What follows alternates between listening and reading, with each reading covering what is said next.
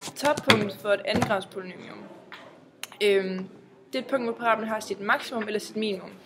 Hvis du har en glad parabel, vil toppunktet være minimum for grafen, og det omvendte med en sur parabel. Grafen for de almindelige andengrads polynomium, det er f af x lige med ax i anden plus bx plus c. Den her formel. Yes. Og formålet af den her video, det er at vise grafen for andengrads polynomiet. Det er en parabel, hvis toppunktet det har koordinaterne h, k lige med minus b2a, minus d4a. Sådan her.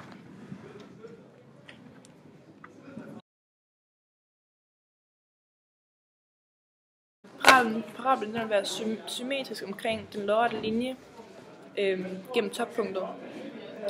Og parablen skærer desuden også i 0,c, da vi sætter 0 ind på x's plads. Og så har vi, og det er selvfølgelig bare lige med c. Godt. Den vandrette linje gennem 0,c, den skærer endnu et punkt, som hedder a, som jeg skal vise jer i bogen her. Det er den her lodrette linje, der går igennem vores c, 0,c, og den skærer så endnu et punkt herover, som hedder a. Vi vil finde x-koordinaten til a, og vi betegner den med x er lige med 0, fordi herover har vi sat den ned til at være x er 0. Der. Så har vi, at f af x0 lige med c. Og så indsætter vi x0 i forskriften, og så får vi ax0 i anden plus bx0 plus c. Og det her, det er stadigvæk lige med c.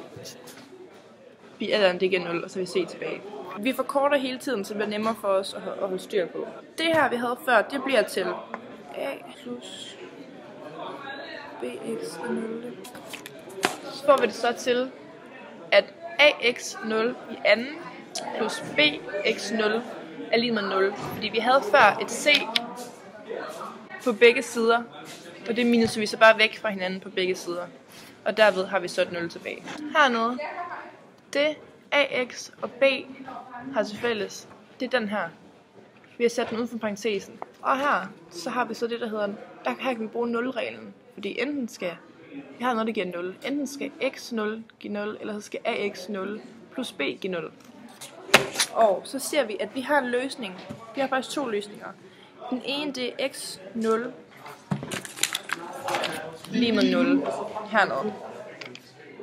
Og så at x, og så har vi den her ved siden af, at x0 lige med minus b divideret med a. Og den her, x0 lige med minus b divideret med a, den har vi, fordi x i 0 gange a gange minus b divideret med a plus b, det er lige med x i 0 gange minus b plus b er lige med 0.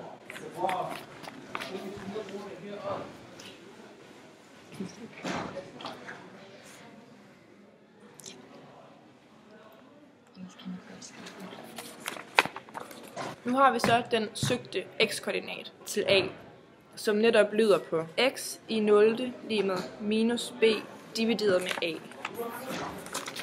Den her. Toppunktets x-koordinat, den ligger mellem 0 og x0, så den er, det kan vi også se her, at den ligger mellem 0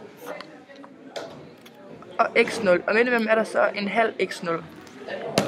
Den er en halv x0 lige med en halv gange minus b divideret med a, og det er lige med minus b divideret med 2a. Så den kommer til at se sådan her ud.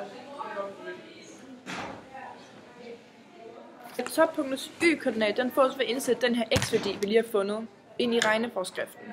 Det vil sige, at vi finder funktionsværdien. Så funktionsforskriften kommer til at se sådan her ud. Der. Godt. Hvis man putter det her ind i et regneprogram på computeren, for eksempel i GeoGebra, her har vi så fået vist y-koordinater til toppunktet. Og derfor korter jeg bare hele vejen henad, for at få det, der er mest overskueligt for os at regne med. Og så vil vi så indføre den her betegnelse, der hedder d er lig med b i anden minus 4ac. Og det her, det kaldes også for diskriminanten for andengradspolynomiet. Og nu vil så vise sætningen, at grafen for andengradspolynomiet er en parabel, hvis toppunkt har koordinaterne h, k, sådan der. Her havde vi x-koordinatet, og her har vi y-koordinatet. Så vores andengradspolynomium, det er en parabel.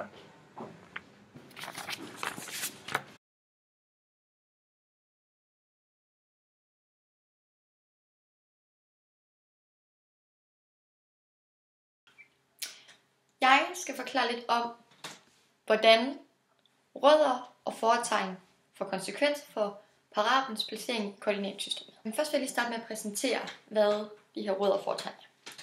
Polynomiens rødder findes de steder, hvor andengradspolynomiets graf skærer x-aksen. Sådan rod har funktionsværdien 0. Derfor findes roden ved at løse ligningen fx lig med 0 eller ax i anden plus bx plus c er lig med 0. Alle grafer har en parabelbue som graf, og parablen skærer altid igennem y-aksen. For til alle x'er, der er der en y-værdi. Og det er der altid. Parabelgrenene kan både vende opad og nedad. Hvis de vender opad, er det fordi, at a er større end 0, og d er mindre end 0. Det kunne også være, at a er større end 0 her, og d er lige med 0, og så får vi så det her toppunkt. Det kunne også være, fordi at a stadigvæk er større end 0, og d er større end 0. Så får vi nemlig 2 punkter, fordi den skærer 2 gange igennem x-aksen.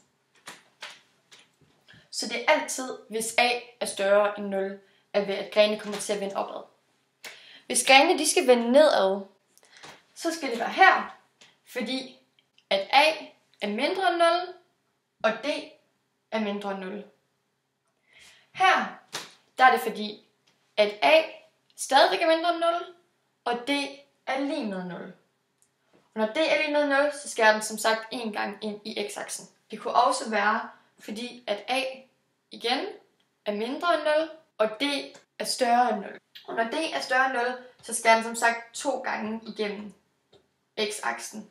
Så det er sådan set det samme her. Den eneste forskel, der er på, hvilken vej grenene her de vender, det er simpelthen, om a heroppe er større end 0, og hernede, at a er mindre end 0.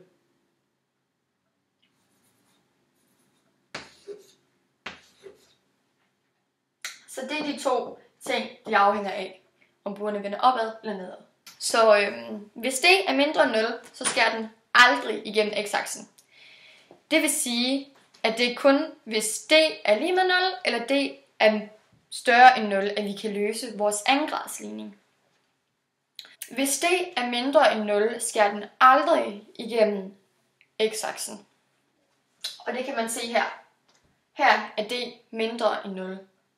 Og det samme her. Her er d mindre end 0. Hvor den her er større end 0, eller hvor den her er lige med 0, og her er den større end 0. Og her igen lige med 0 og større end 0. Hvis det er mindre end 0, så skal den aldrig igennem x-aksen.